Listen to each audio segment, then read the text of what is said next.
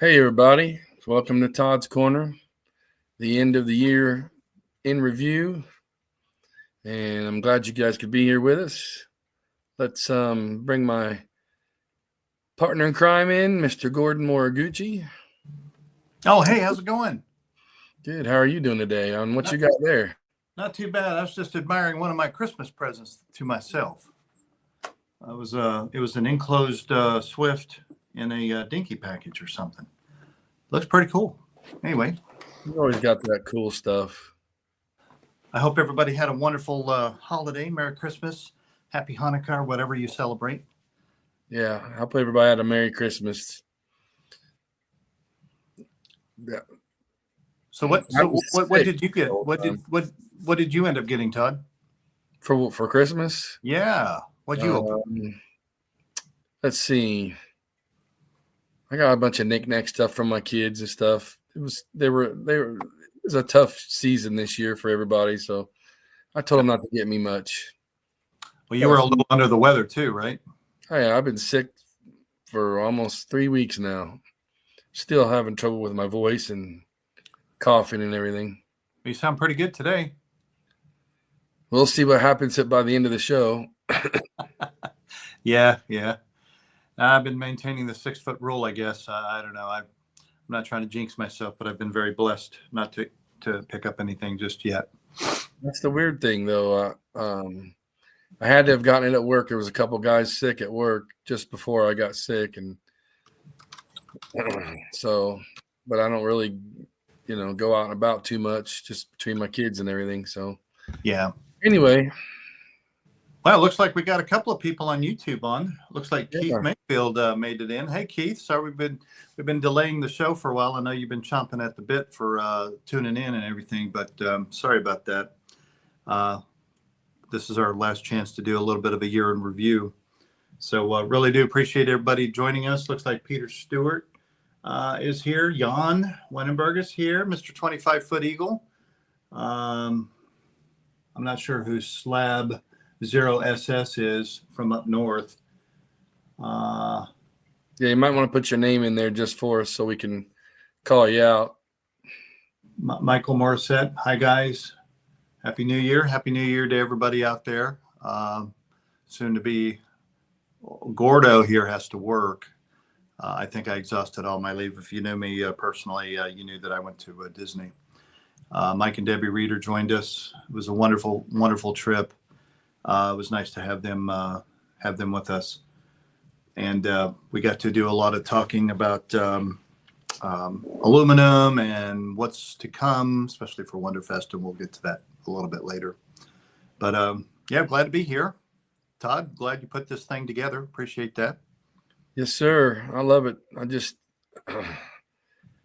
love doing this show. I'm trying to make it better and better every time we do this. So yeah.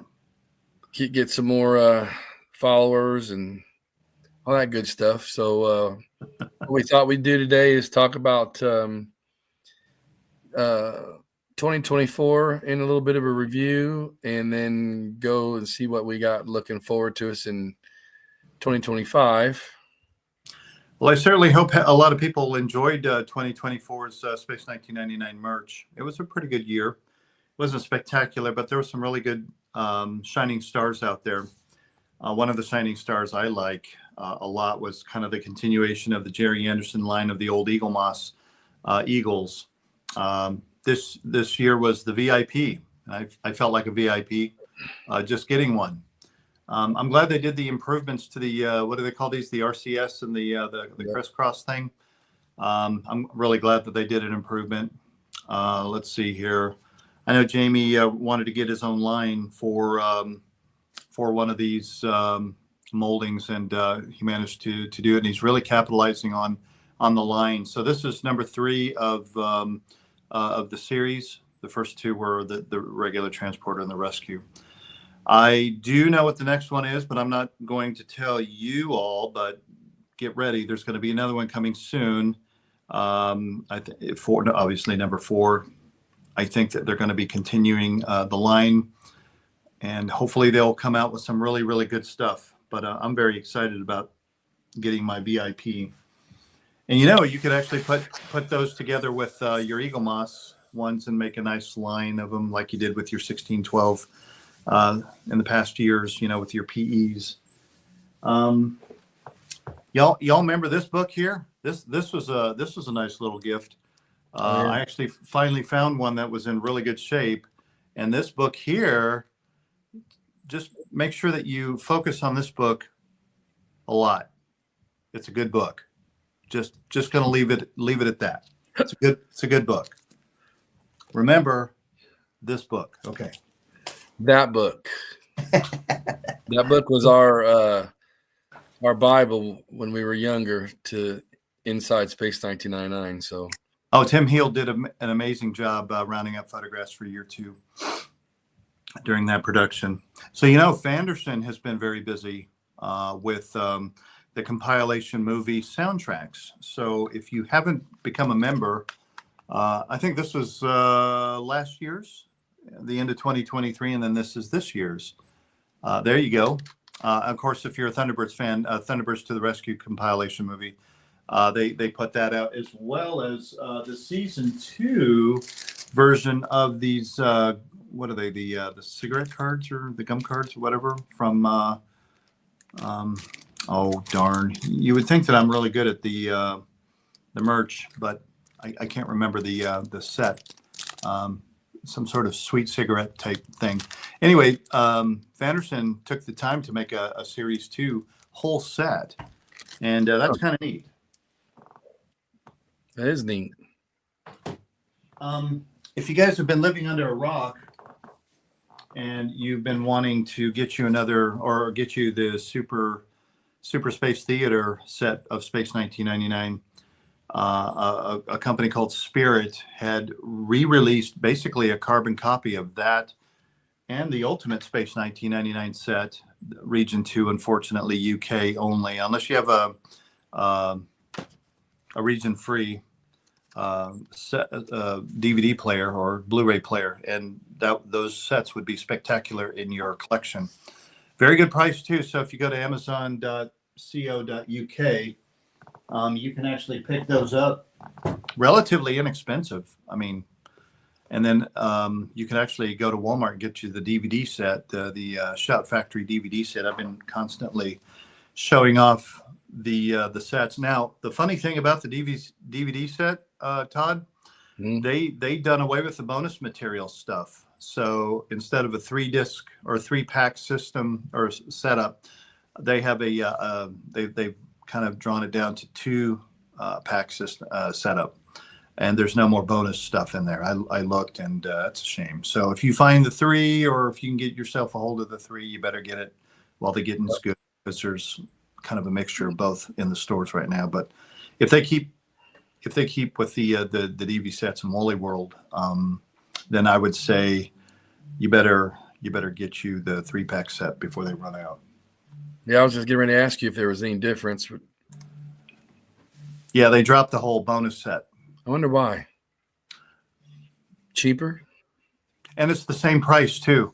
So I don't know if you feel like you're getting ripped off.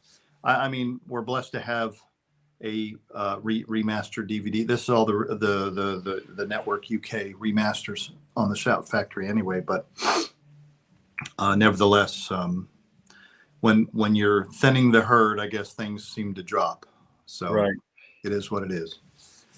Another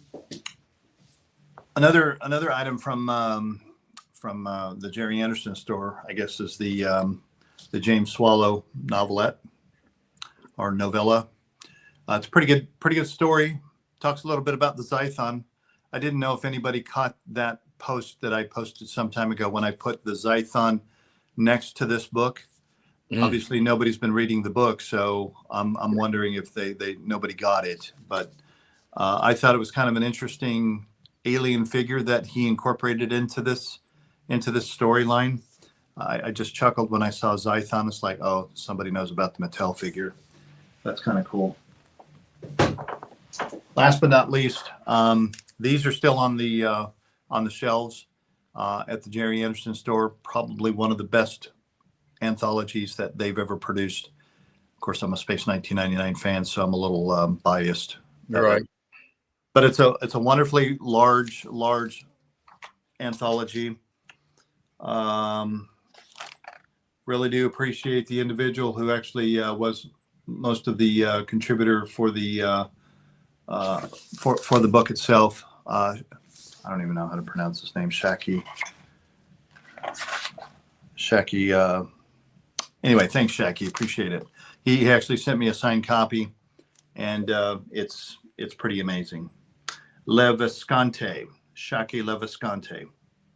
I probably butchered that name like crazy, but then again, everybody butchers my last name anyway. So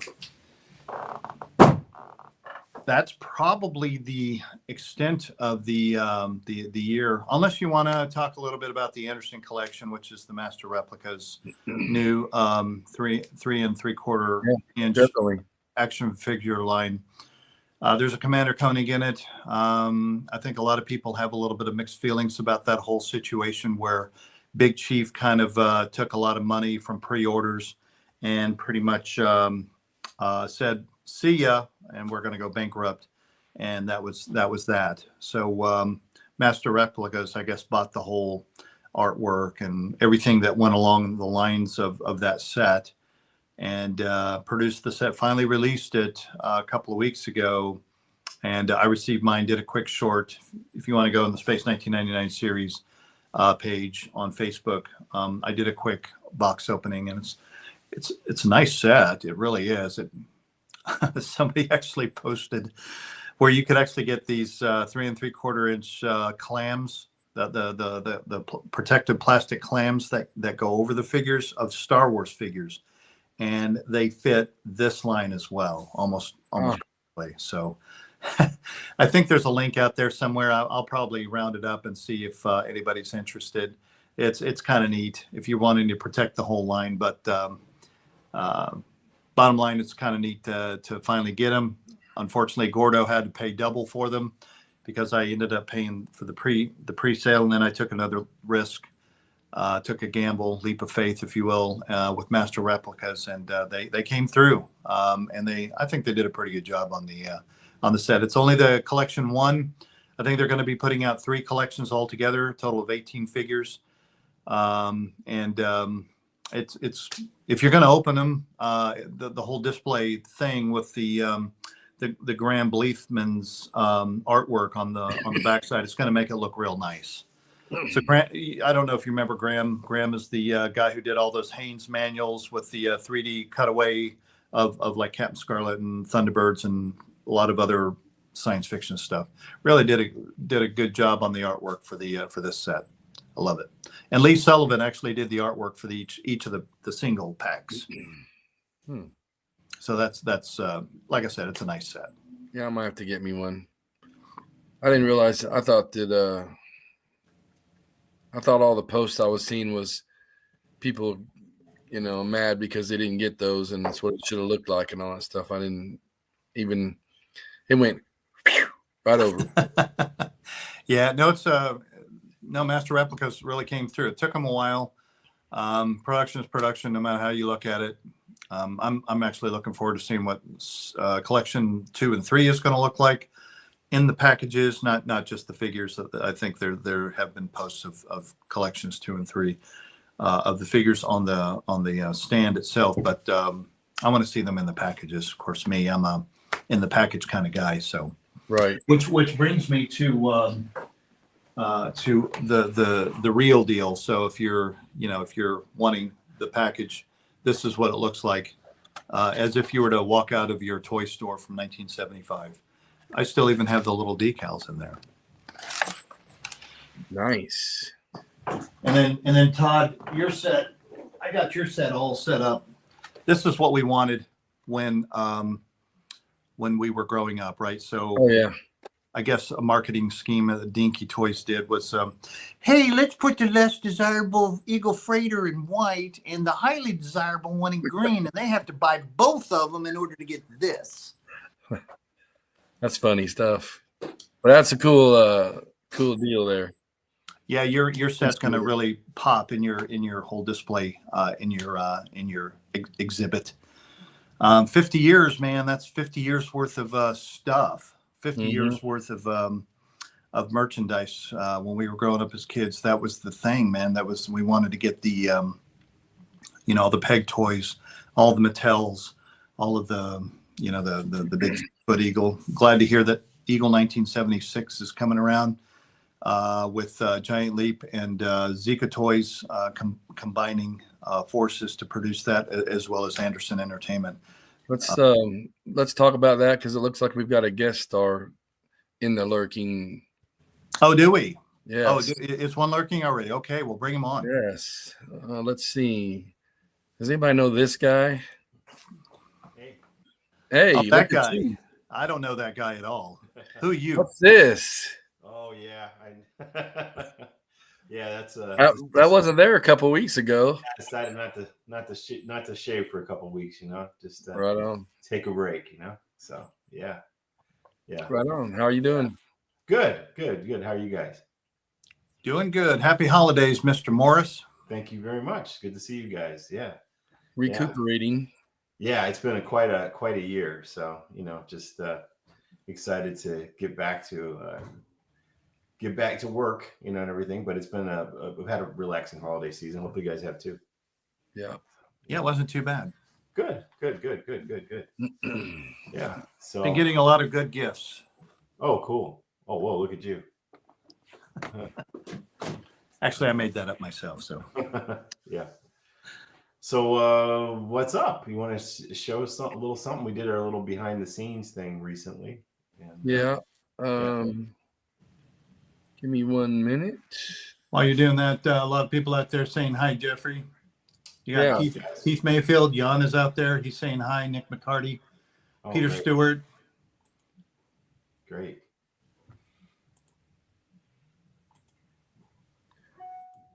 Oh my God, Mr. Morris. I'm not sure. Dark Undisturbed Tales. I'm not sure who that is. But he's excited to see you. He or she is excited to see you. Okay. Well, I'm excited to be seen. So, yeah. Well, I'll tell you what, Jeffrey, I really do appreciate all of the hard work that you've been working on for the last 2 years, almost 2 years with this Eagle documentary business. I know that you've gone through a number of changes, iterations, some interesting ideas that have kind of exploded into other ideas and other things that you're now leading to produce, which is great. Which I kind of told you were going to be that documentary super king when it came to that kind of stuff. Since you're in my opinion, your stuff is mastercraft. Oh, thank you. Thank you. And as a matter of fact, I think I wouldn't be surprised they stuck you in one of those master classes. This is how you document. Yeah, I mean it's been a really interesting journey. It's like I've learned so much about not only learning about the Eagle and obviously getting to meet all these childhood heroes of mine, like Brian Johnson and Nick Tate and and Barbara Bain and I can't wait for everybody to see the footage of all of them in the film, which is really cool. We've recently edited. We've got the movie's going to be about 90 minutes long, and we've got about a third of it done. Completed, edited, but it's fully shot. We Todd was actually there for the final shoot of the film, which was really cool, and we actually wrapped it up at my house here in Minnesota. And that was a fun weekend. What was that? That was a fun week. Yeah, you were here for that whole week, and everything. But so I've learned a lot about the show, about fandom, about the whole thing. It's just been a really interesting journey. So. But I'm very happy to share with the world what we've done with this documentary. I think it's going to blow people away when they see it. I mean, we've obviously pulled out all the stops, and I'm trying to, as I always say, and I keep drilling home, this movie is made for everyone. I'm trying to make something that's actually for people who've never even heard of Space 1999, because obviously that's the vast majority of millions and millions of people out there in the world, And so this movie's made to be accessible to anyone, but there's a ton of Easter eggs and ton of cool things, as you guys know, for the fans that's in this. So I'm pretty excited for people to get to see it. So, yeah. Well, I'm definitely excited, chomping at the bit, basically to check out this behind the scenes thing that Todd's trying to pull up. Oh yeah. Oh, I've got it ready. I'm just doing some other things. Yeah, if you guys want to, to preface this, so this is a segment. This is an excerpt from the actual film. So recently, we did our crowdfunding for the documentary on Kickstarter, which was highly successful, which I really, really appreciate everybody who contributed to that. And you're going to get to see what we did with that. So I'm not going to reveal all the visual effects shots we did. We actually shot, so we did effects work for 2 solid days. They were both, one day was 16 hours. Todd was there for that. And we had a 12-hour and a 16-hour day. And they were long days. And Todd, you got the baptism by fire, man. You get to see what it's like to make right. Yeah. I was. It was an eye-opening experience. I don't. There's no way I could, without having that experience, understand what happens in a shoot like that for, 16 hours, and you get roughly 4 to 6 shots if you're lucky. Yeah, we were in those 2 days, we did 12 shots, right? Yeah.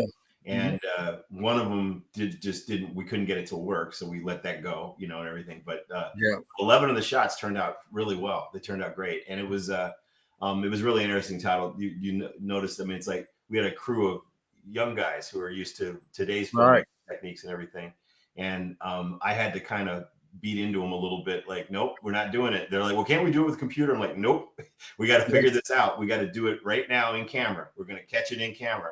And so, we did a lot of hard work to make sure that the lighting was what we needed. And, it was pretty magical though, but you start suspending eagles, you're hanging them and you're doing stuff, and you start figuring out like how you can manipulate the lighting so that you don't see any of the suspension. You're covering the armatures, you're doing all the stuff and everything. And so that I'm really excited. We're still compositing those scenes, but but we did like 4 shots of eagles flying that turned out really, really well. And we did a takeoff and landing, and we did some really cool just static on the surface of the moon shots.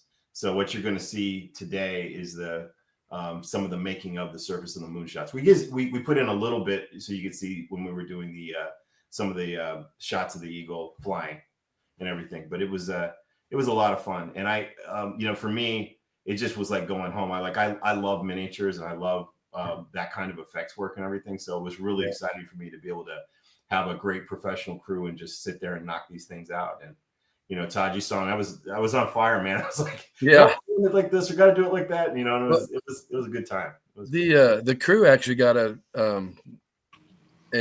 crash course in using miniatures. Yeah, because a lot of them said we don't normally do this. It's usually just CGI stuff. So it's pretty cool watching them go, how are we going to do this? Yeah, exactly. Now, the thing that we did do, which you guys are going to see in this, is the one modern sort of advantage I took was to take advantage of the LED wall technology that they have now. So we have a background that's been that's computer generated, that's done in Unreal Engine, that is projected on what's called an XR wall. And it's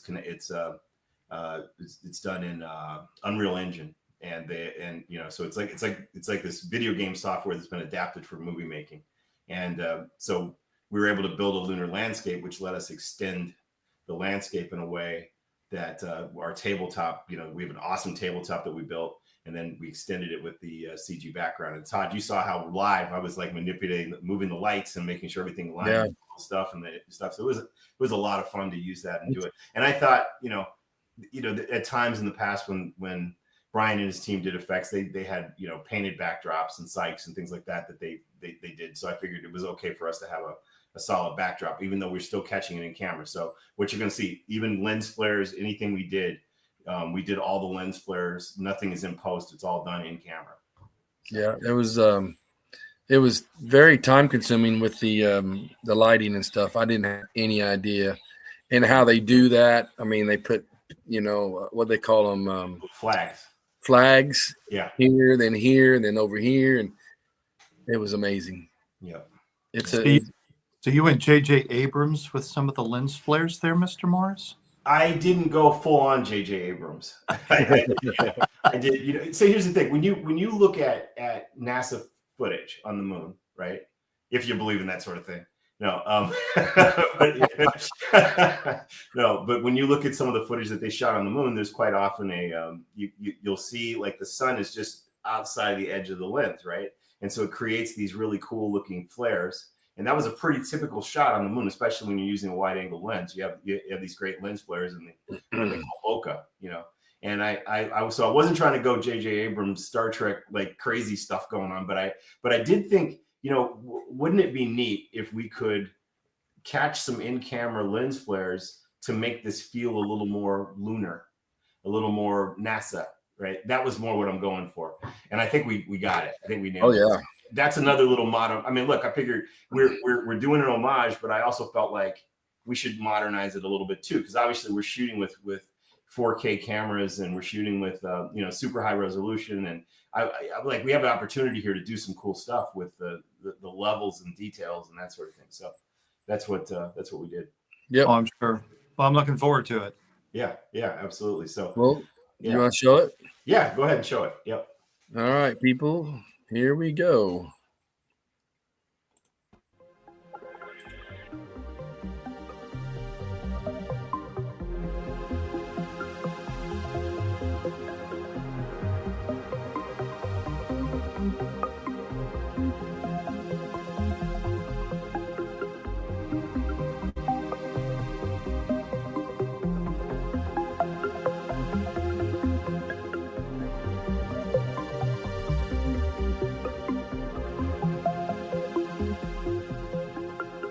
This type of filmmaking is complicated. Yeah.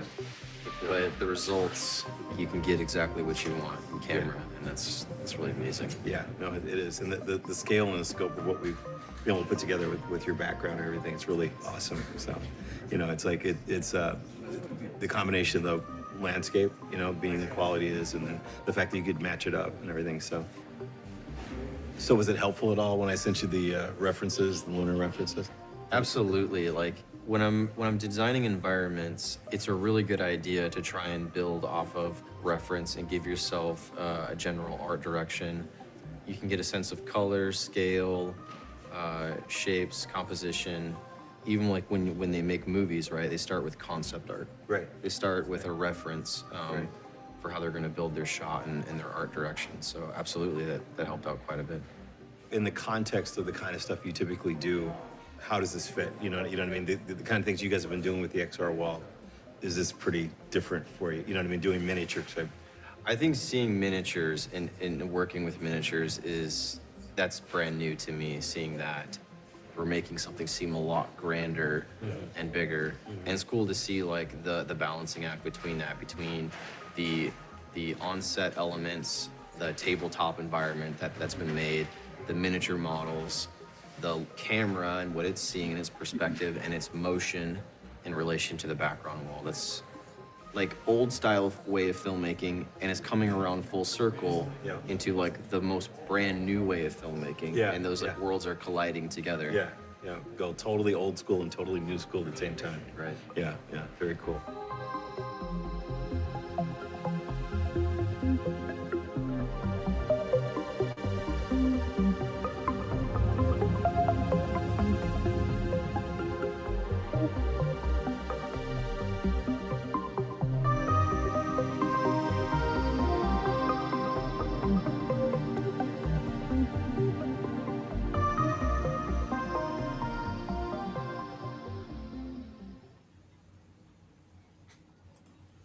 Oh yeah, pretty excited. Pretty excited.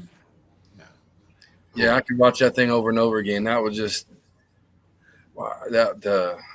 how you guys got that shot, those shots, and everything that goes into that is just amazing. You can't believe it. You wouldn't believe it till you actually see it for yourself. Yeah. Well, Todd, you probably could be looking at your own Eagles over and over again anyway, right? Oh yeah. Well, I got to shout out to Todd for bringing his 44 up there, up here, you know, because and also letting us hang it, and we're suspending it from cables like 20 feet off the floor and all this stuff. Oh my god! Yeah, that was you handled the stress well on that one, so and everything. But yeah, we we had a lot of fun with that. So that was good. And the 44 was awesome, and everything. I mean, we were planning to do the landing shot, but we weren't able to get all the stuff from Canada down here in time to do the exhaust and everything stuff. But we still found a way that looks just as good, right? I mean, our landing looks really good, and we got the dust blowing and did the whole deal. So yeah, it's pretty cool. So it didn't help that. Go ahead. I was going to say it didn't help that Canadian Post was on strike at the time. Right. That's right. I had no idea that was going to happen. Yeah, exactly. No, but the what was I going to add? It's hard for me. I'm chomping at the bit. I wish we could show everybody what we've done, but I've got to wait till the movie's done, and everything. But you guys will see it. As a matter of fact, so what we're doing is all of our new visual effects shots. That's going to be the end credits of the movie. So you're going to see all that at the very end. Now, obviously, throughout the entire film, we've got all kinds of computer generated visual effects that we've done. We just finished just this week. We've got a whole sequence that reimagines the battle in War Games. And actually, Todd, I think I gave you a couple of screenshots. I'm not going to show everybody the sequence yet, but here's a couple stills from it if you guys want to take a look at that. Yeah, I can do that. Yeah. Let's see. Any order? Well, here, just pull them up, and I'll talk through these clips, these shots I gave you, and everything. So, yeah. There you go. Let's see. Okay, so that's the first shot. That's one we did, and it literally we made it look like I was actually walking around inside the hangar where they store the Eagles. That was really cool. So, and that's the digital wall in behind us. Yes. That was. You saw is that as the camera moves, the wall moves, and it has a parallax and the angle changes in 3 dimensions in the background, which aligns with the camera. So it nice. when I'm walking, it literally moves with me, so it looks like I'm literally walking around a hangar. And so then we built some foreground elements like the cargo containers. We actually built a couple of those cargo containers, and the guy who built those props just did an outstanding job. Like I always love those cargo containers. So now I've got 2 of those cargo containers sitting in my garage now, which is pretty cool. And I told Todd I would donate one to you guys for Wonderfest, so you guys will have that there and everything. So sweet. Yeah, appreciate that. Yeah. All right. Actually, I thought it looked so real that you were going to turn around and run into that moon buggy and just jump in and ride around. Well, it does if you go back, Todd. Yeah, I mean, Todd saw how I was doing it. Like that buggy, we actually were moving it around, and it looks like it's there. It literally looks like the buggy's right there. You could go hop and jump in it. And nice. And if you look way, way, way in the background, you can see another buggy below my arm. Yeah, there's another buggy, and we have cargo containers and buggies and all kinds of stuff. We were moving them around in there and stuff at real time, live. It was super cool. So, and that's, we could do an infinite number of things in there. It's like, it kind of shows how you could, with modern technology, and these are just some people messing around in Minneapolis. I mean, you can imagine what we could do if we had a real, we were doing this as a huge, big budget motion picture or television series. Right. So, I mean, I think it's definitely going to make a case to anybody, powers that be, that this could be rebooted or redone, and everything, and done in a modern way that expands it way beyond. Could you imagine Alan Carter walking around, checking out the Eagles? You know what I mean? We could do that now. You can do that nowadays. That's the thing. So, yeah, awesome. But it's pretty amazing, and that's so it's and Todd saw all the work we had to do to match the lighting to the background, and it's a lot of work, but we did it. We pulled it off. So we got there's a cool sequence where the Eagle flies toward Moonbase Alpha, and then you cut inside, and then I'm walking around the hangar. So that's cool. That's part of the film. Let's see Jeffrey and Peary. There we go. Yeah. So then there's one still from that. We did a sequence where I go to Peary, and that was a super cool scene. This is when you guys see it, I just can't wait for people to see this, how it turned out in the film. It's really something. So yeah, but I thought I'd give you guys a little taste of it. But that's one of the scenes where we visit Peary that we did. So that's pretty cool because you've got I guess you call it forced perspective, because you're next to the one tree that you guys built, and the rest of them are in the background, and you're just like right there. Yeah, the whole key to this is having the right kind of foreground elements. We built some of those weird table-y things with the balls on. We built some of those. We built the tree, and then in the background, it has the same elements, right? So, and then so what I did is I came up with on the fly, like what our lighting scheme should be. So then once I figured out how I wanted our light to be, we basically took a couple of hours to adjust the lighting so that it matched the background. So what happens is when they're all synced up and the camera's moving the whole thing, you get the illusion that I'm on Peary, and it looks like I'm moving around and walking around on the planet, which is really cool. It is. It was pretty neat. Yeah. Let's see. Next. Oh, I just thought that might be kind of fun to show you guys. We have several animated sequences in the film. This is from the opening credits of the movie, and I just thought, without showing you the opening credits, which you guys have seen, which are awesome, we might have Loved fun it. seeing our favorite pilot as an animated character, which is kind of fun. So yeah, so this is in the opening credits, which we also have the fun announcement that we actually landed the song "Fly Like an Eagle" by Steve Miller Band for the theme to the movie. So so "Fly Like an Eagle" will be showcased in the film, the song, and we made a really cool new version of it that's in there. So yeah, the intro gave me chills, man. It was awesome. Oh, thank you so much. Thank you. Yeah, like I said, again, it's just like waiting for people to get to see this stuff, Yeah. So here's a still from the reimagined War Games battle with the Hawks, and man, we got it all down. We even were able to extract the sound effects. We got the sound effects of the Hawks, the sound effects of the Eagles. Everything's correct, and it's super cool. The scene is super cool. I think you guys have seen it, right? Did Gordon? Oh yeah. We posted it. Yeah. First time you showed it off, we got chills as well. Yeah. So the final version, you guys have access to see that, but someday we'll let the whole world will get to see it here pretty soon. So yeah. Here's one more shot from that. Oh, let's see. Skip forward for a sec. Let's see. I think they're out of order. Oh, there you go. Yeah. So there's an awesome battle shot. So even though we're doing CG here, I think those look like miniatures. I think we did a really nice job on this. I'm really excited about it. And it's that reactive light. Like you see the laser beam firing. You see the reactive light on the front of the eagle, all that stuff. You can even see the beam shining on the other eagle in the background if you look right. So those are the kind of things that made this thing look really cool. I think it's really neat. So I'm pretty excited, even though we are doing some CG. I didn't make it look like a video game or some of the super frenetic stuff you see in today's sci-fi stuff. I think it looks awesome. And I mean, so you can, just from that shot alone, you can tell that I'm a fan, right? From old school, the way that I wanted to bring these things to life for us. So yeah. These would make good backgrounds on your computers too.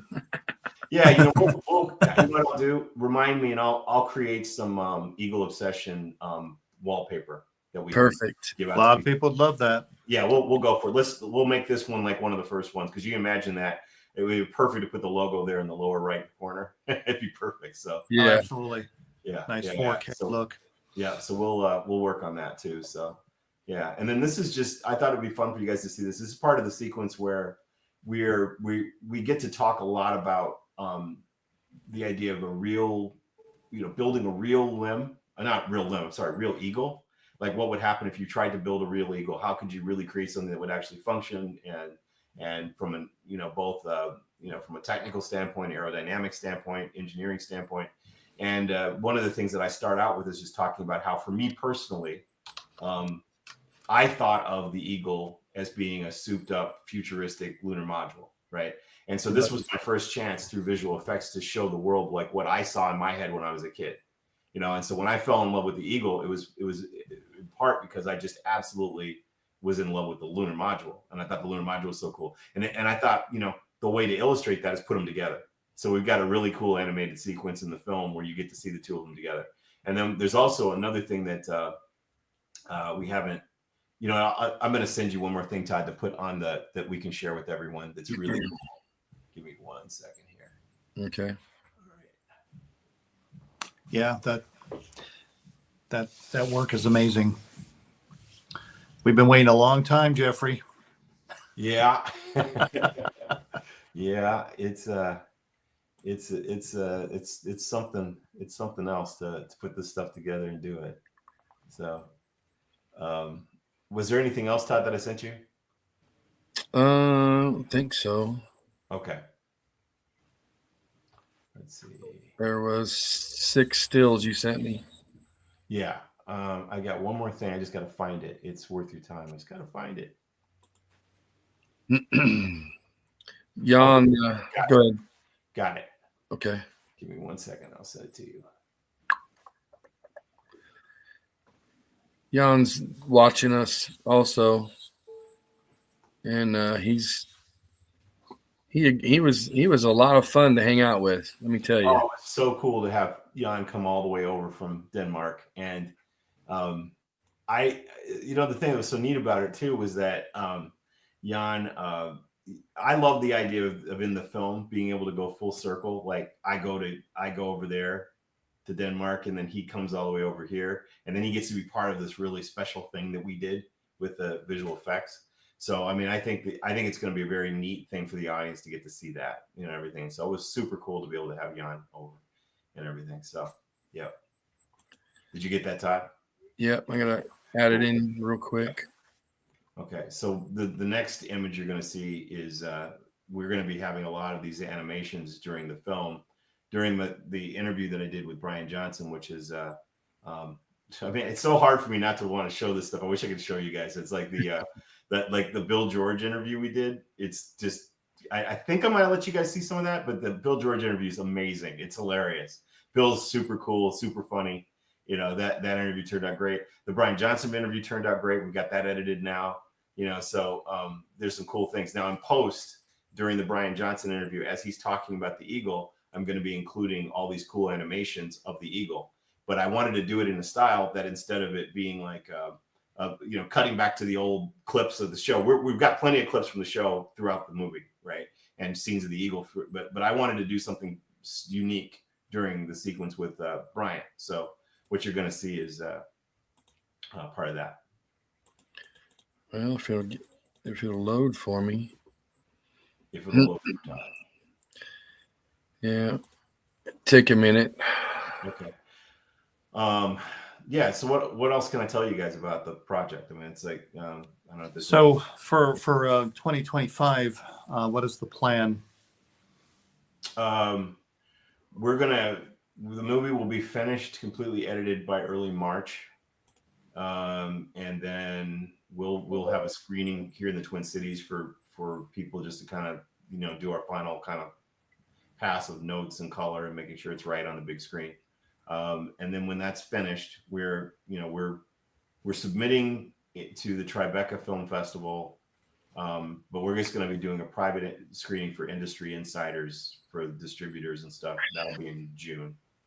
But alongside that, I'm planning to have a Wonderfest event where it'll be a special sneak preview screening of the whole movie at Wonderfest. Oh, that'd be wonderful. Anybody in the world can get to see that. So I'd like to see if we can find a play. I'd like to see if we can actually get set up at a theater somewhere down there, in Louisville, for it. I think that'd be the best bet to try to see. And then people who want to go, we'd have to leave Wonderfest probably, right? But or maybe we can get a bus or something. And I don't know. We'll talk about it, but how I mean, it'd be okay to project it up on a big screen there, but I think this is meant to be a motion picture, so it might be a lot more fun to watch it in the movie theater, I think. So that'd be cool. That's what I'd like to try to do, see if we can arrange that. And then also we could have a Q&A and everything, so maybe it's a 2-part thing. So I need to coordinate with you guys to kind of figure out how all that would work. But the basic idea is to have some sort of theatrical showing, and then also screen some bits and pieces at Wonderfest and actually talk, do a Q&A.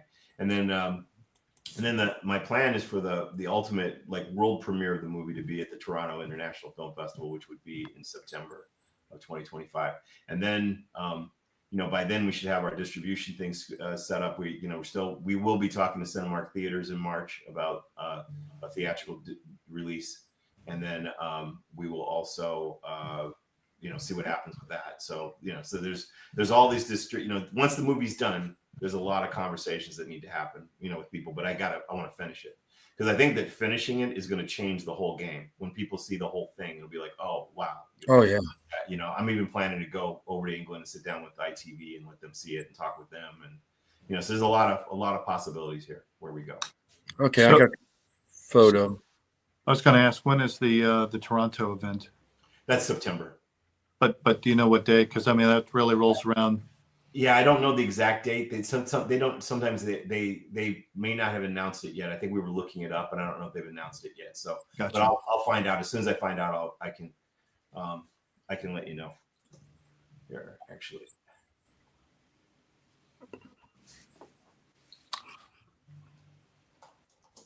Well, it's Purdy. Let's see. They said somewhere September 4th through 14th. It looks like. Gotcha. Yeah. Cool. That's before the. Okay. So what you're seeing here is, now imagine that as animated, and we're able to fly in and around it and through it, and this is going to be the style of animation we're using while Brian's talking about how he came up with the eagle, how he designed it, how, you know, that sort of thing. And then we're going to expand on this in a sequence later in the film when we're talking about the, what we're calling the arrow eagle, which is a realistic, one thing, even when I was a kid, I was like, how are they getting that down in a planet's atmosphere? I was like, that thing it would burn up, obviously. Right. So what Aldo has come up with, Aldo Spadani, the aerospace engineer, is a type of eagle that keeps aspects of the aesthetic and proportion, but could actually take off and land vertically and also fly into an atmosphere, planet's atmosphere. So, single stage to orbit vehicle, that kind of thing. So this is the style that we're going to be using for our animations. Nice. I think it's pretty cool looking, so. Yeah, love it. Yeah. She's a beauty. Yeah. And is this Toby's Tobias Richter? No. Bias, yeah. No. So Tobias Richter did the visual effects of the light works. They did the shots of the Hawks and some of the other eagle. But this is being done by a gentleman named Simon Smalley, who is also based in the UK. So, Simon's doing this stuff. So that's pretty interesting. Yeah. So there's a lot of surprises, lots of cool stuff. I mean, it's fun. It's funny. It's got a lot of energy to it. We go all over the place. There's a lot of beautiful footage. I think it's great. So I'm really, really proud of how this has turned out. And it's a relief that we got it all in the can, so to speak. So yeah. So, and as always, I have to warn that we're not going down to the rivets on this and explaining, the little, like the little minor details for the eagle. I still think there's room for, I'm hoping, this is a strange thing to say, but I'm actually hoping that making this film will actually encourage some of the super hardcore Eagle fans to make a movie that's just for Eagle fans. Right. Right. I'm serious. Like, there's no part of me that's like, hey, this is the only movie that could ever be made about this. Right. I'm actually hoping that people who are like, well, you didn't talk about the donor kits, or you didn't talk about the, like the behind the scenes guys who did this and this and this. And it's like, yeah, I understand, because millions of people they'll tune out. They wouldn't watch that. They don't want to see that. Right. They want to see what, I want to hear about this cool thing and how it impacted people and who the people were and that sort of thing. Right. But I really believe that there is another documentary out there, and I would love to encourage and even support and have involvement if necessary, if people want me to, in creating a fan-centric documentary that really, really delves into the details. But we just have to realize that film is going to be for thousands of people. Right. Right. And the Eagle Obsession is being made for millions of people. Right. So it's a very different goal, Yeah.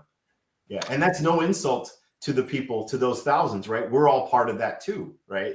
We all care about that level of detail, but Netflix is not going to buy that movie. They wouldn't. Right. Yeah. Right. I was going to say, reality's got to set in sooner. Right. Exactly. Netflix is not buying that movie. So, but I'm making a movie that Netflix will buy. That's my goal. Yeah. Right. So, yeah. And I'm digging it. Yeah. Got a question about the special edition kit. Eagle kit. Todd, we got to talk about that. I think that's we got to circle back with round 2, but I think the goal on that was by the end of the summer 2025. That's the goal. So, yeah. Yeah, we'll get you some information on that, Stephen. Yep. Oh man, there's a lot of comments today. Oh, Okay. yeah. Well, let's yeah. let's jump on a few of them here if you guys want. I'm happy to answer questions. So Keith Mayfield says, Jeffrey, massive kudos to you and your crew. Can't wait. Cool. Jan says, let's first get the million fans and then show them the small details. Right. Yes, exactly. Yeah. Yeah. David Lewis- Blair says, I'm not missing Wonderfest this year. Who was that? David Boyer. Oh, okay. Yeah, Mr. David Boyer. Yeah, we're going to need your help anyway. I think some folks might have dropped out because of their jobs. They can't get out of it. Well, yeah, we're going to need a little bit of help. So, Jeffrey, we're really looking forward to you coming to Wonderfest this year. We'll definitely need to talk a little bit of the details on what you or what kind of expectations you have with regards to how you want to set up the exhibit, at least a space for you in your documentary. Yep. I'm excited to at least be hosting with Todd here to round two to you to the Zika Giant Leap folks, hopefully. Yeah, I was hoping they were going to be able to. I was trying to get them into the film, and we weren't able to. I had actually invited them up to the Minneapolis shoot. And I was actually planning to take their Eagle prototype, their 76 prototype, and actually put it on the lunar landscape. I was hoping to do cool. that. Yeah. That would have been a neat Easter egg. Yeah, it would have been neat. But that said, we've been in contact, and I'm when I do a sequence about the current status of collecting, I'm at least going to mention them and show a picture of it. That will be in the film. So That's good. yeah, That's good. Yeah. Hopefully they'll do very well with pre-orders as well as selling. Once the thing gets produced, actually the 3 things that get produced, they have 2 special editions and 1 standard. Right. But yeah, I'm looking forward to that. I got to figure out a new shelving unit for all of the ones that are going to be coming my way. Yeah, there's only so much space, Right. Yeah. But yeah, with the 88, the 88 will be there. But with the Wonderfest coming up, we're definitely going to be mapping things out a little bit more professionally, if you will. Really want to make this kind of the 50 years of modeling, if you will. We really want to show off a lot of the historical models that we all grew up with, the Airfix, the Fundimensions, things like that, the AMT Ertls from the late 90s.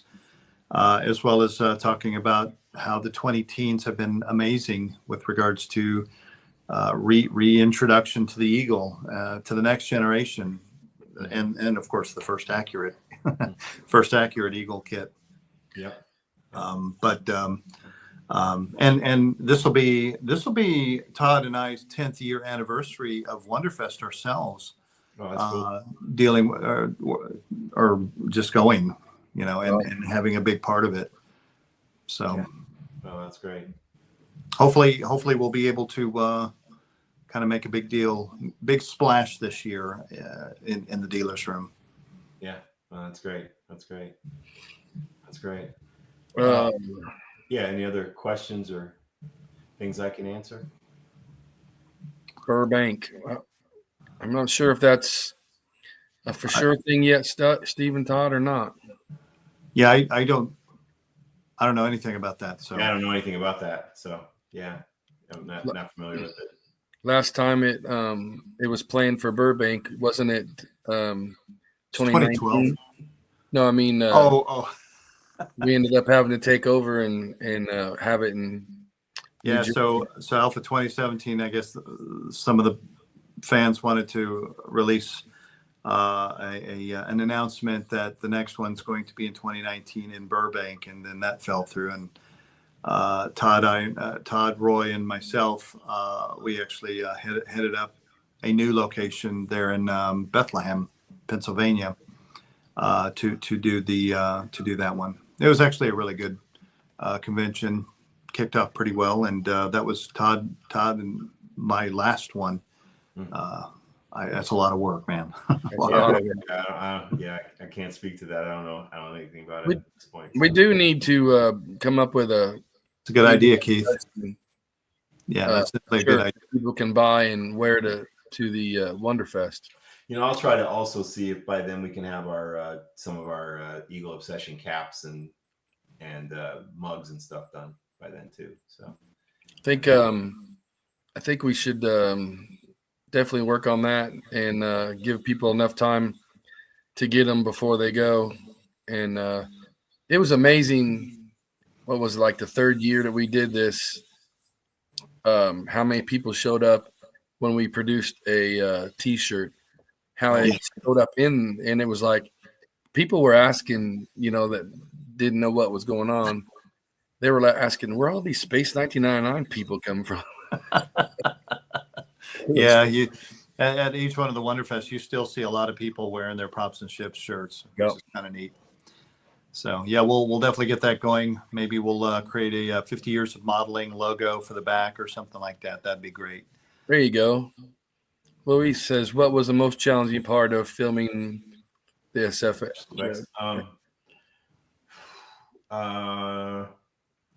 Let's see. I mean, I think the most challenging part, it was a time, right? It was the time that it took to light.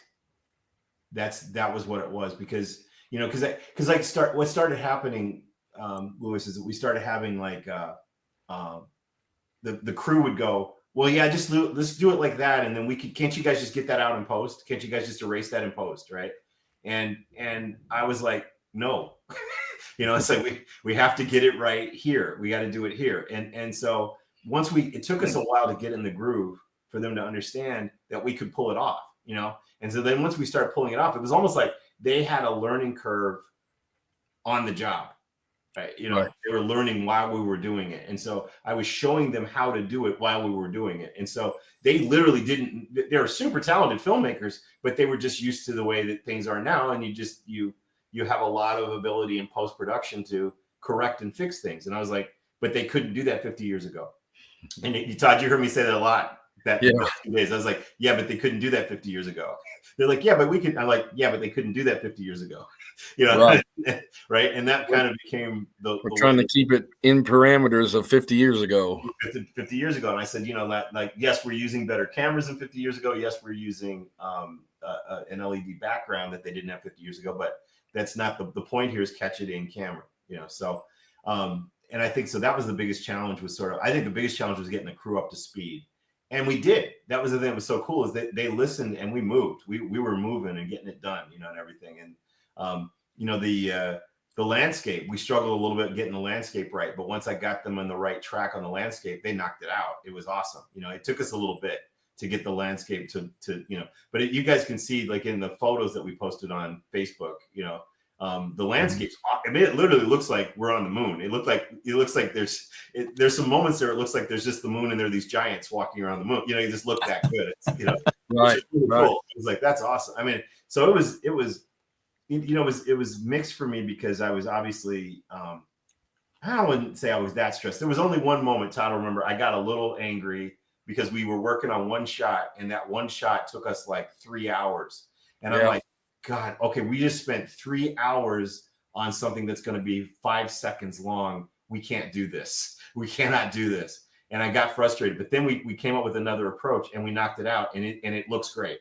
It's the final shot, and it was actually worth doing. So I remember that. I was like waiting, because you were like, I think it was Frederick was over there saying we should probably move on. You're like, no, I think we got it this time. Yeah. So yeah, it was pretty cool. I mean, and that's just behind the scenes stuff. I mean, it's just, if you don't go, you're gonna, if you just stopped at that point, you would be like, man, I missed a great opportunity. Well, yeah. Or why did we spend all that time? Right. That's what I always feel like what, we just spent all this time on this. Why did we do that? It's like, we got to try. So, but by the same token, you got to keep moving. You can't. Right. You can't get mired because you spend too much time on one shot. Because do you remember there was a one shot we tried to do where we were going to have the eagle fly? We were going to have an eagle sitting on the ground as one element, and then we were going to have an eagle fly over it. right? And Right. we were trying to figure out how to make it work, and we only had a certain amount of dolly track Mhm. to pull, right? And we tried to do it, and then we tried to do it in camera with both a pull and then a turn of the camera, and it looked cool at first, and then it turns into like this weird looking thing. It just didn't look right. And it Right. was like, yeah, we got to stop. You know what I mean? And it was like, that was the kind of thing. It was like, we just had to keep moving, Yep. you know? So now when in the actual film, when the sequence is going to be about 5 minutes long. So what you just saw there was like 2 minutes and 48 seconds. That'll be part of it. But there's scenes we shot of you and Jan arriving. There's going to be behind the scenes of me and the cinematographer discussing how we're going to execute the shots. You're going to hear all that stuff. That'll be in the movie, you know? So yeah, but I wanted to give you guys something that we could, I know people are chomping at the bit to see something. And I also am so thankful and honored that so many people came forward to help us finance that I wanted to share something with the world. So that was why we premiered that here with you guys. Yeah. Jan was saying that you were concentrated and you knew what you wanted, but that's what it took. So we both of us had a lot of fun. And by the way, if you ever need a clapper, dude, I'll drive. Yeah, for sure. Yeah, you're our clapper dude. You will be our clapper dude, no matter what. Jan did it a few times too, so it was fun. In there, I was wishing Gordon could have been there. I really did. Yeah. So, but you know what? Hey, I mean, like I said, I mean, I'm hoping that what will happen is, you know, look, I at some point here, I still want to pitch the idea of some sort of a reboot of this show, right? And I think we're making a case. I did not make this documentary for that reason. I just want to make the documentary. I think it's cool. Right. But I do think that what we've done with the LED, what we're doing with the visual effects, what we're doing with, I mean, those things didn't have to be in this documentary, right? But for me as a filmmaker, because that's what as a narrative filmmaker, I wanted to use my skills with visual effects and writing and design to show what we could do with Space 1999 now, you know. So that was part of it. So I still think there's a show, this Moon Base Alpha show that you could do that could be really, really cool, you know, that has these kinds of things and everything. So yeah.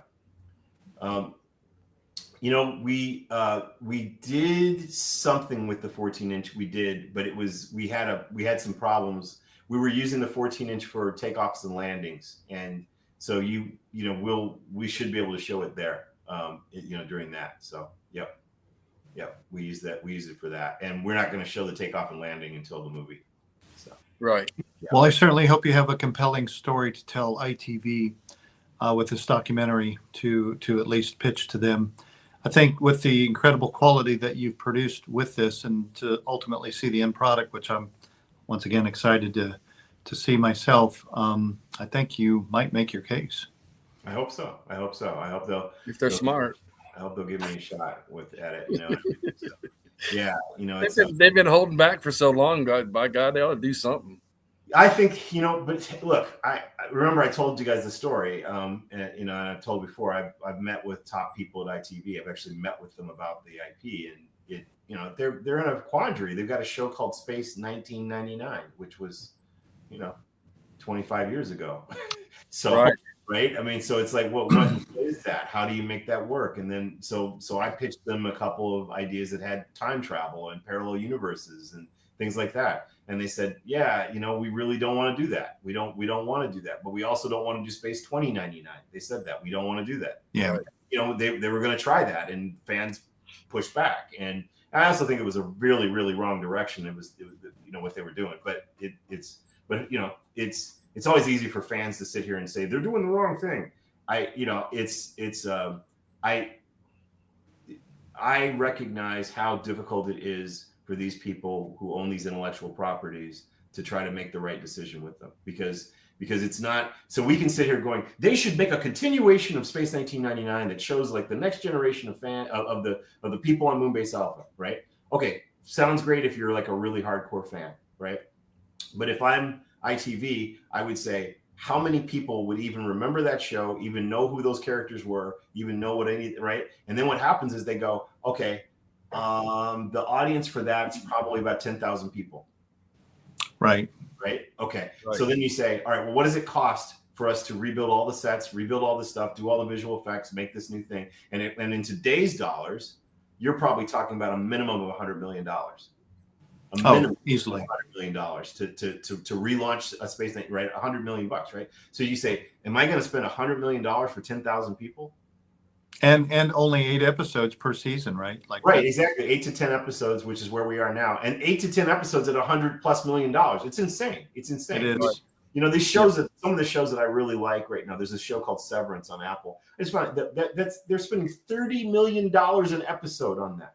That's insanity. That's insanity to me. You know, you know, what was Lord of the Rings was what, 100 million an episode, I think, on Amazon. So it's like, you know, and so when people think sci-fi or they think genre, they think it's going to cost a lot of money. The producers do, right? They think, and the truth is, they do spend a lot of money on it. I don't think you have to spend a lot of money on it, which is part of why I'm showing what we could. If people knew what we were doing these visual effects for and everything, they'd be like, "What?" You know. But that's because it's taking time and having talent and trying to think it through, right? You don't just throw money at it. You throw thinking at it. You throw innovation at it. Well, there's a lot of union silliness going on too, right? Which Absolutely, yeah, ups absolutely. your costs. Oh, it's terrible. It's the union thing. You know, it's funny because the unions, I had a lot of opinion on this. I mean, obviously the idea of having unions were to protect people, right, at one point, but it's really evolved into something that's turned into almost, you know, a monopoly. You know, it's really morphed into something that's really made filmmaking very difficult and expensive.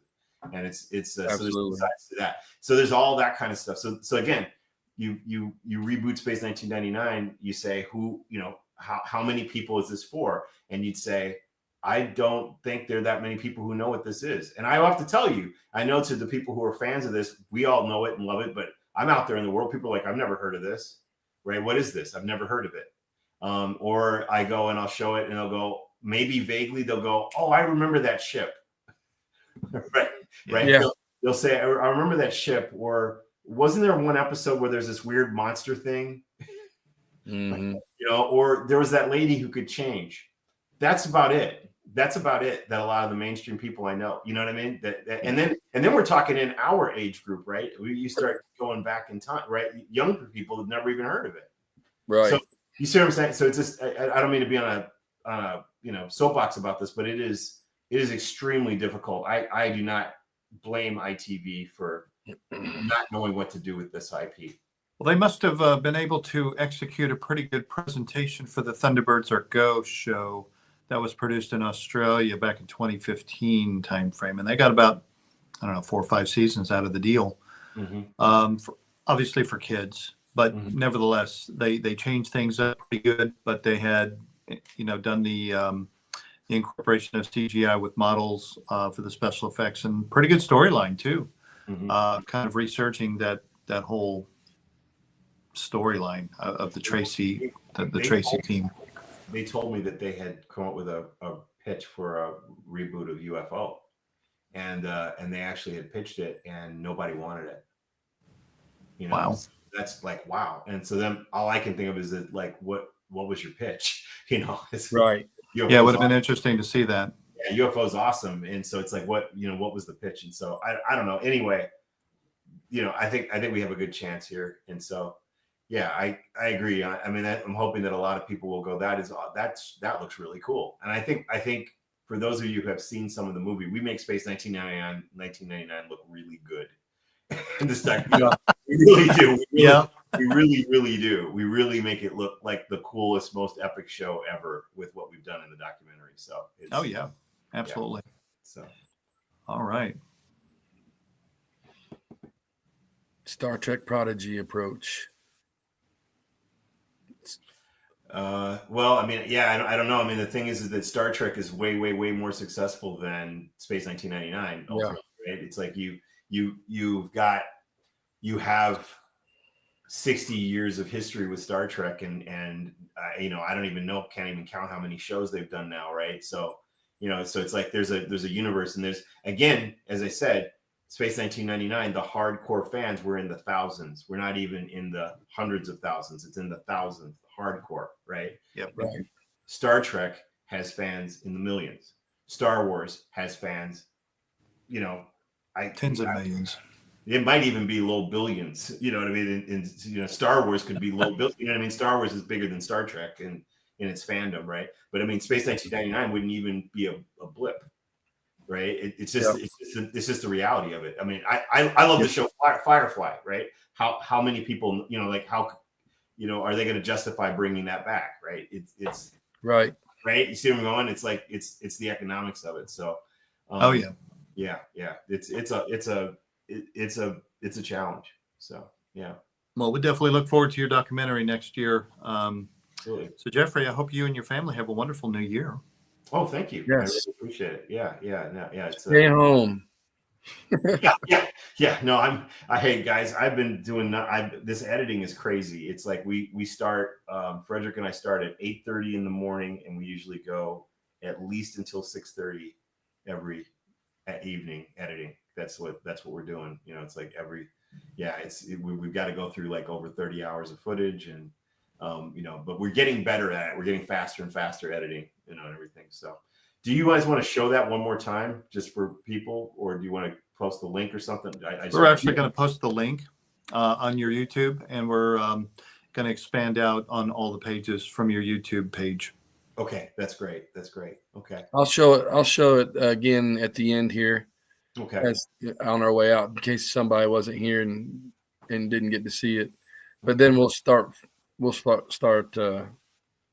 sharing the YouTube feed. Sure, that's great. Yeah, it should be live here in about 45 minutes. So, hey, and I want to thank you guys for everything you've done for the project and for me over the past year, and really look forward to 2025. It's going to be a lot of fun. I hope so. Yeah, absolutely. Yeah. This will be the 2025 spectacular thing that happens. The big bang thing. Mm-hmm. And if people don't come to Wonderfest to see that preview, you're gonna be missing out. Yeah, you get to see Nick Tate as a cartoon character, right? Alan Carter. Yeah, you'll see him as the real thing and the cartoon. Yeah, because he'll be there. Yeah.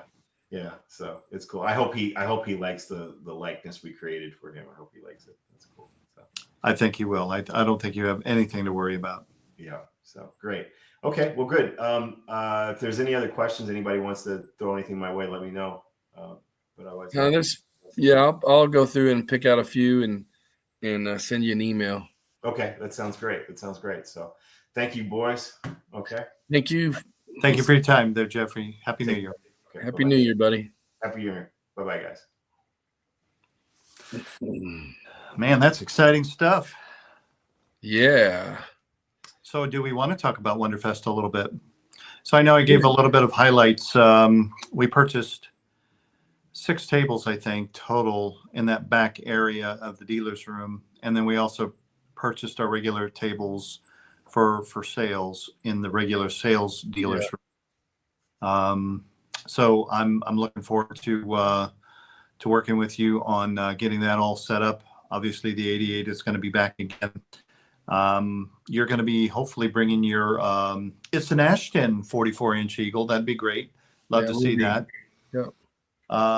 If there's any requests on anything that the fans want to see from past shows, let us know. We'll try to accommodate. The only thing that I'm going to not bring is Harold's VIP Eagle. That thing is just a little fragile, needs a little bit of repair on the feet.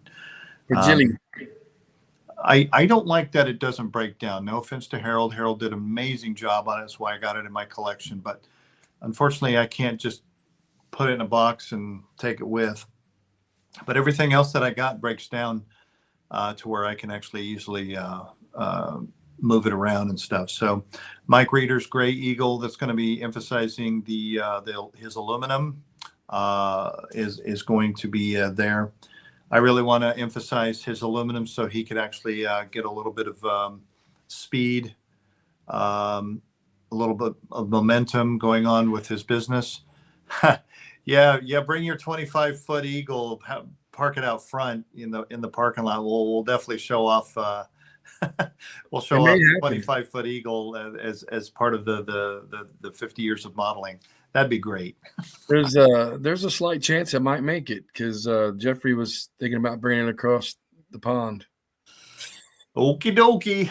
It ain't going in the dealer's room though. That thing is freaking Nope. huge. I don't even think it'll fit in the lobby, even after the renovations. It's not a grand lobby by any stretch. No, not at all. But it would look good out in the. It would look good out front if there's a way to Probably the entryway for the hotel. the Wonderfest area would be perfect. That one end that we come in all the time. You mean where everybody smokes? And we'll just put no smoking signs out there. Make a lot of people very unhappy. No, I think in the front area where you check in, that would be really cool. It would be out of the elements. But anyway, 25 foot, that thing's freaking huge. It's amazing though. I mean, I got room in my backyard now that I cleared all of my previous owners' plants and everything. You know, I'm just kidding. My wife would divorce me. I'm surprised she's actually put up with me on the 88. Another thing that I'm actually looking forward to next year is Tommy's refit Enterprise, the lit one. You got yours ordered, right? Yes. Yes. Okay. Cool. I'm excited to put that side by side with my my TOS lit Enterprise. I'm no super expert like Mark Myers is, but I like what I got. And Mark does an amazing job. You have an amazing build in your house, but I saw this as an opportunity, and I figured I'd jump on it. And Mark helped him design it, so it should be pretty nice. Oh yeah, that's true. Thank you for reminding me. Yeah, Mark did an amazing contribution to, I think, both or just the refit. Both. Both. He really went to town with him on the refit, though. Oh, okay, cool. But yeah, if there's 16, 12, 44. Usually I like to focus on the actual builds because that's what the show is all about. Model building, scratch building, kit bashing, the whole nine. And I really like showing off our works of art, whether it be from Ashton, Harold, Lee Malone of Rogue Studios. Mike Reeder actually built that Gray Eagle, Bim's Eagle 2. All of those are just absolutely amazing builds, and it represents a wider message to you can do it, you can build it. I'm not saying you're going to be perfect at it or whatever, but these are the crafts that these amazing builders have done. And although the 1612 Eagles are nice, they're mass produced, and that kind of takes away from the message. So I really like to show off the actual builds of some of these amazing craftsmen. Even Andrew Grimshaw with the 88. I mean, one of a kind 88. I'm still to this day amazed that he pulled that build off. He was working on it since, I want to say, around the 2014 timeframe. I bought it in 2023, I think I bought it. Oh, it's awesome. I can't. No, 2022. I bought it in 2022. Yeah. Yeah. Because we had it in the bedroom, or in the hotel room. Sorry, my bad. We had it in the hotel room that one time, and then dealer's room the last two times. That's right. So 2022 is when I got it. And Mike Reeder, he's the one who actually repaired all the engine work, which is still all put together nicely, and it's not sagging or anything like that. Anyway. Hey, whoever. I got a request by email for permission to use my picture. Is there still a part of the documentary covering fans' passion for the Eagle? Curious. Yes, there is. Yep, it'll be there. Okay. You have to sign that document and get it back to them so they have permission. Cool. Sorry, but I saw it earlier and I was going to pop it up while Jeffrey was here. But, man, there's been a lot of comments today. Yeah, a lot of people are tuning in. That's for sure. Another thing that I really want to focus on is Jamie Hood's artwork for the box art on all of the kits. So I'm an owner of 9 of those paintings, and I wouldn't mind showing those off with the box art to really give a good, grand, spectacular showing of Round 2 MPC's contribution of 27 pieces of merchandise since 2014 on Space 1999. 27 kit pieces. I mean, whether they're decals or add-ons or whatever. They produce 27. That is unheard of in the modeling world. I mean, AMT Ertl did 2, Fundimensions did 4, Airfix did 2.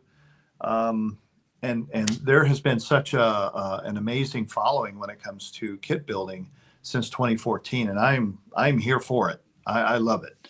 Yep. And it's been wonderful to see. It's been wonderful to see the pre-builts.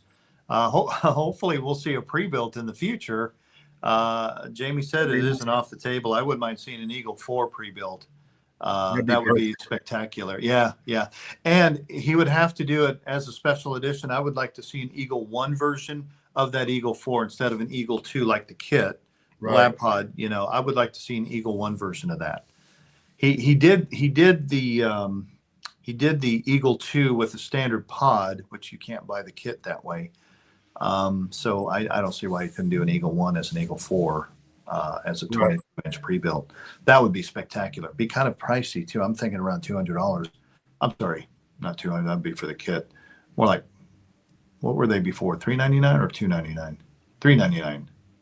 I can't remember. $299, I believe. The $299, yeah, $300. I would think it would be more closer to $400. And that's just Gord Margucci's opinion. All that stuff, those 27 kits were because of everybody out there. That's right.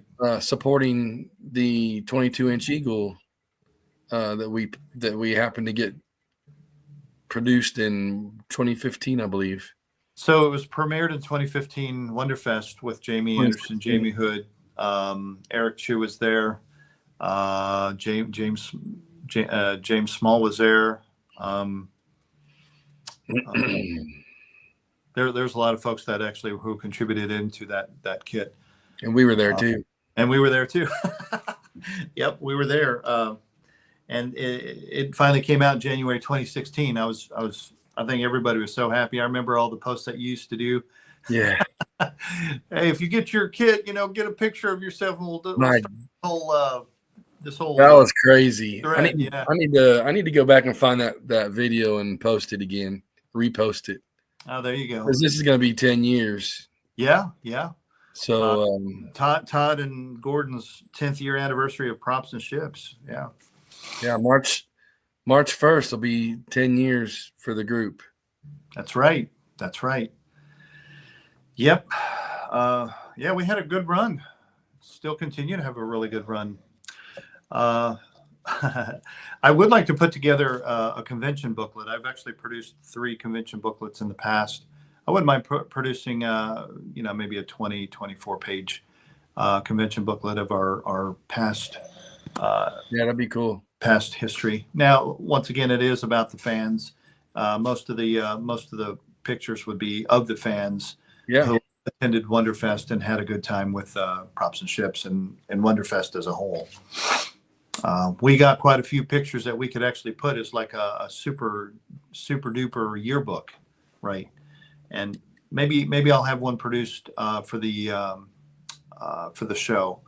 I wasn't going to charge anybody anything. It would be my pleasure to actually have it produced, and then to just like the first 300, I'd just give those away. Be a great collectible. Yeah, that would be awesome. I dig that. I bet everybody would love it. So what do you think? Anybody would like a 10th anniversary Props and Ships book? That would be kind of cool to produce. Yeah, you can message me or Gordon, obviously, or you can just send an email saying, yes, I'd like to, be doing that, or put it in Props and Ships, however you want to do it. But yeah. I think it'd be awesome to hand out, at the show. And this is not the show to miss. So I'm telling you guys, this year you're going to be able to see the documentary. We're going to have a whole area of nothing but Space 1999. Yep. And I believe Wonderfest is going to advertise it as the 50th anniversary this year. So we're working with them very closely, and hopefully we'll bring you some more good news in the near future about that. And once again, Nick Tate will be there. We'll be sponsoring him once again. love having him over. He loves the fans. He loves chatting with you guys. It's really a lot of fun. And you know, we don't. I mean, we don't emphasize on past stuff too much. You know, we want to kind of emphasize on what's in it for the fans, what's in it for the modelers, what's in it for the merch, basically, for the fans. And there's a lot of stuff coming out this year. I know. Keep your eyes open on Anderson Entertainment with the next Eagle, with some of the, I guess, upcoming other things that are coming along. They definitely have Space 1999 in mind. Yeah, there you go. Eagle 1976. I cannot wait to get the ones that I ordered. They had a special edition Dinky version, a special edition Mattel version. Yeah, there you go. And a standard version. Hey, nice setup there. Todd, like that. Thank you. I ordered all of those. And Todd, I need to get me, and this is to the fans out there, if anybody's got an extra Mattel Eagle, it doesn't have to be in the box. I wouldn't mind having it relatively complete, but at least displayable as an original. I don't want it modified or anything like that. I wouldn't mind doing the, the peroxide clean to get that yellowish glue off of it. Right. And then put it all back together, and then get a thing of decals that are more towards the original decals, and just display it as it was originally. And then with these three, and that would look nice next to my 44s, and I think that would be pretty cool. I saw an update today of this where they've done some new work to make it better. Now, whoever asked, I think it was Lewis. I can't remember who asked about the passenger pod. Well, that's what the Mattel Eagle looked like. So the whole retro Eagle is based on the Mattel Eagle, just with a serious update in the details, the size, and I guess the playability. I'm definitely going to have fun with mine, at least for a minute or something. You know, you do the whooshing thing, and hopefully, hopefully have fun with the whooshing thing. Back in the day, it took two of us to whoosh it. That's right. Even the commercial showed it off, 2 people doing it. So yeah, your little whooshing, whoosh, thing. That'd be kind of cool. 50 years of whooshing. Sorry. Yes. Couldn't help it. Everybody does it. And don't lie, you do it too. Nice. Anyway, hopefully we'll be able to see the Zika and the Giant Leap folks join us there at Wonderfest. If you haven't gotten your pre-order yet, you need to go to Zika Toys. That's ZICA toys.com and put in for your pre-order. Those things are going to be pretty sweet. You can complain about the price too. I hate to sound negative about this, but I've seen people complain about the price. But get you a Mattel Eagle. Go ahead and get you a Mattel Eagle. See how much you're going to pay for one of those complete. There you go. And then you won't complain about the price after all. And if you don't want one, don't get one. But I'm getting one. So I'm getting 3 of them actually, and I'm excited. That something like that is pretty awesome. So if you want to attend Wonderfest and you've never been there before, the dates for this year are May 31st and June 1st. 1 June. Yep. So yeah, Wonderfest. So Wonderfest is really minimally costly at all. I mean, I don't think you pay more than $50 for both days. Yeah, no. I mean, the room, if you get there and if you get your rooms early, they've blocked off a certain amount of rooms for Wonderfest every year. And they're like, what, $156 a night or something like that? That's cheap. And it's relatively expensive. They also have hotels around the local area. Yeah. It's a quick Uber from the airport. The airport's literally right next to the hotel itself on the other side of the interstate. And really close. They have good eating over there at the restaurant. I hope they improve the restaurant a little bit more so. But they've been doing a lot of renovations. I like the restaurant. I've never really had any issues with the restaurant. But you could actually go to, it's Louisville. You go anywhere and they got everything that you can think of if you wanted to travel around. You even got, what is it? A little bar in there now. No. The one place that we used to go to, Big Boy or. Oh, yeah.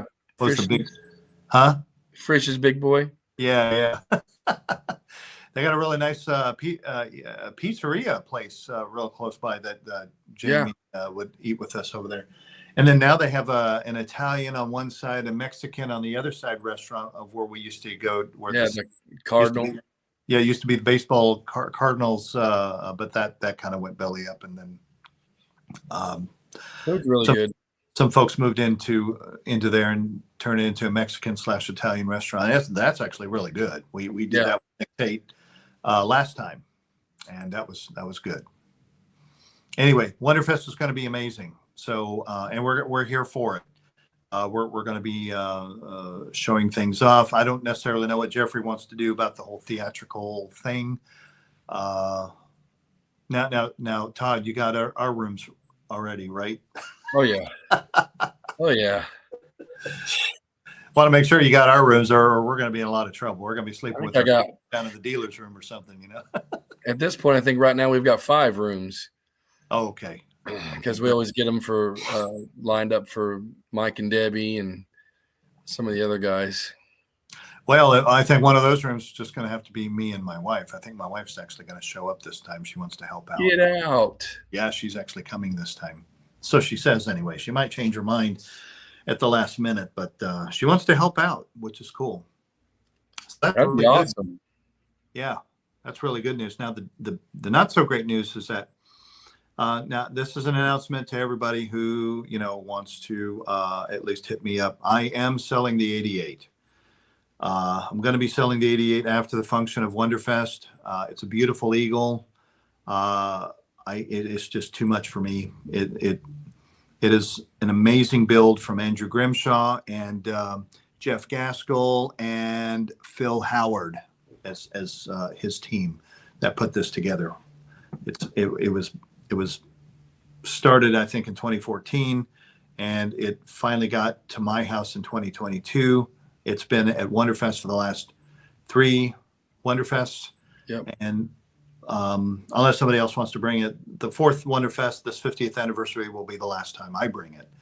But it's going to be up for sale if anybody wants to reach out to me, and we'll discuss terms. If you want a one-of-a-kind, fully Eagle 4, which is absolutely astonishing, hit me up, and we'll talk from there. I don't have a set price. I don't even know what to charge. $1 million. I don't know. I'm just kidding. But it's just too much. And I have other plans to do some stuff with the space in my office here. And this would look spectacular in somebody's office if they want to purchase it. So other than that, that's the only announcement I have when it comes to anything super, super big. So if anybody's interested, that'd be cool. Just hit me up, Gordon Marigucci. Just hit me up on Facebook Messenger and we can further discuss. Anyway, what time do we got? 3:30. Oh, we've been on this thing for an hour and 33 minutes. I think we need to wrap it up. It's been a very good show. Absolutely. Perfect for the end of the year. Yep. So Todd, I just want to say thank you for being a great friend. Thank you for being a great partner. I really do appreciate our partnership when it comes to taking care of business with Props and Ships. It's been a really great 10 years. Hopefully we could do many more after this. Right. As long as this train is rolling, we'll be in the engine, the front engine, being the engineers. Yeah. So it's really exciting stuff. Hopefully you'll have some good, exciting announcements to make from a third-party kit perspective. We don't have anything planned at the moment because we're still trying to get things pretty much underway for the 50th anniversary. So, yeah, it's a big task to take care of. So, like we said earlier, you guys that are going to be there at the show, we could definitely use some extra help this year. Yeah, Keith, if you want to come out, Keith Mayfield, Keith. Yep. We appreciate you.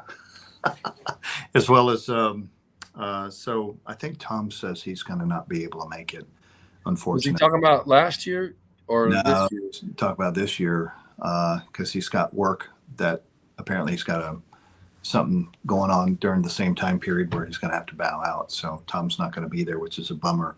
Oh, David, man. David, we're definitely going to need you. Definitely appreciate you. Bill Altenberg, if you're more than welcome to come on out again. John Avery, loved having you out last year. I think Bill does plan on coming out because I think he got the table next to ours. Oh, sweet. Yeah. Now, Bill, another reason to come out to Wonderfest. Bill, I believe, said something to the effect that he's going to have some interesting 3D already built up 1999 ships, as well as other ships that are going on, maybe some Altaires, Ultra Probes, Super Swifts. He had put together a 22-inch Super Swift, which is absolutely astonishing. It goes with your 14-inch Eagle. You won't want to miss it. If there's any orders that you want to put out there, oh my gosh, Bill is the guy who engineers some amazing 3D prints. Amazing stuff. Matter of fact, I have Mike Reeder kind of putting together my 22-inch Swift with his aluminum, Mike Reeder's aluminum, and all of Mike Reeder's super awesome details that he'll probably make it screen accurate, kind of like Bim did to my regular Swift, and I cannot wait for it. That is going to be one of the big highlights for me there at Wonderfest. Yep, got a lot of work to do before then, and it's not even though it's little over 5 months away, it's sneaking up fast. So it will sneak up on you, but I'm here for it. It's going to be a big deal. So hopefully you fans out there have a wonderful new year and get ready for an absolutely awesome 2025 50th anniversary for Space 1999, especially in the model building arena. And hopefully we'll see some other stuff happening elsewhere. Yeah, I'm looking forward to all this stuff coming up. And my little New Year's thing is that, obviously I appreciate you, Gordon. It's been a great friendship, and it always will be, and partnership. So then I love that little thing. That's hilarious. And the fans, I mean, all you guys out there, the reason I can do this, why we can do this, is because of you guys.